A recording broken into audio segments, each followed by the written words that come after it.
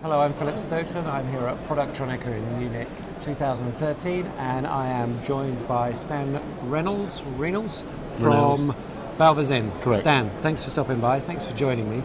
Start by telling me a bit about the products that you've specifically bought new to this event and what you're promoting here. Okay, well this year's been a good year for us in terms we've bought quite a few things this year. We bought a new solder paste onto the market called OT2. It's done quite a lot of qualifications, been in the market now for about a year, and we've had some very, very positive feedback. We're introducing a micro wire, which is a very fine core solder wire down to 150 microns, which has flux in the middle of it, which is proving to be very good in terms of spattering.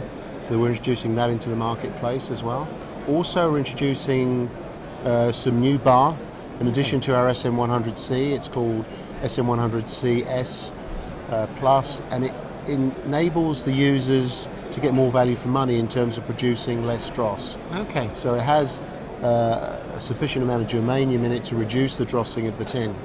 So we're also, in addition to that, we're giving an automated web access for our customers who like to see the analysis of their wave solder machines. Okay. So instead of us sending them the information, they can access it directly online. Right. And they can see which parts they need to replenish or do something about. Yeah. So okay. it's a culmination of all those things, yeah. and it's been over a period of maybe 18 months or 2 years. These things have all come together. Yeah. And the other nice thing we're telling people is we've actually sub-licensed now the manufacturer of our SM100C across to Felder and Stanol as well.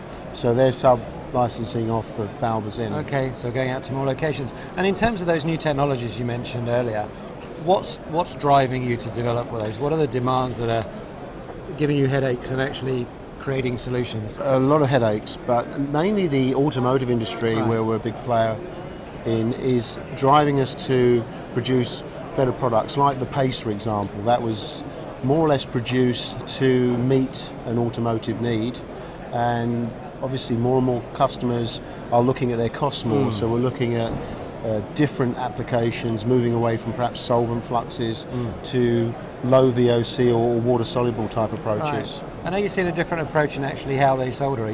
We're hearing more and more about selective as a solution for faster changeover, as a solution for actually managing the amount of material used.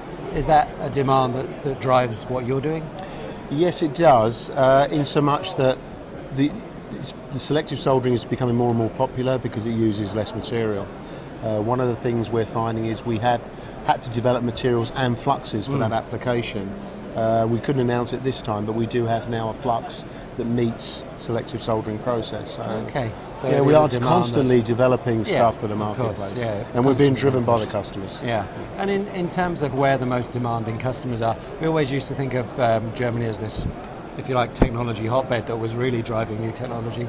Is it leveled out more? Are we seeing demands from everywhere in the market, including Asia? I think it's spread more, but I think Germany's still a big driver in the industry. Right.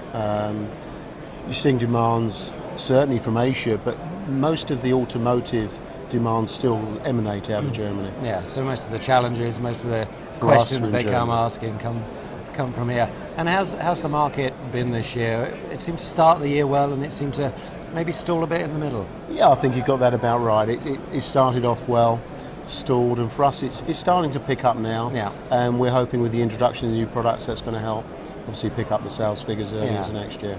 Okay. Next year then, what do you... I know it's a demanding question to ask you to make some predictions, but what do you think is going to happen, perhaps first here in Germany, but also globally? Do you see some momentum building in the market? Difficult question. I wish I knew that. I could make some money on that. A lot of different things at play, I guess. There is lots of things. We're seeing more movement coming away from Asia, more into the European and Mexico. There seems to be a lot of transition. Yeah. That correction, if you like, to the supply chain. It is a correction. And we're still seeing, while they're doing that, there's still a lot of demand. I mean, we see the market, for us, anywhere we are, we see it picking up slowly. I don't see the peaks and troughs we once had, but I think it'll be a steady growth. Steady growth. That's what we're looking for. That's what we're anticipating, and that's what we're planning for. Okay. And I know we're very, very short time into the show, but so far the kind of people that have been at the show that have been talking to you? Are you seeing the right kind of people? I think so, yes. I mean, it's got a nice buzz about it, the show, and certainly there's a big expectation from people. And to date, although we're down on the A4, the people have finally come through to us, and we're seeing some good people, yes. Yeah, predominantly Germans, or? Would you believe a lot of Asians, Yeah, which surprised me, but there's a lot of Asians there. Many Germans, as you would expect, and the Eastern rest, Europeans, the rest of Europe. And we had some Russians even, so yes. Okay, good stuff. Stan, thanks very much for stopping by. Good luck with the rest of the show, and let's talk again soon. Thanks very much, Phil. Thank you.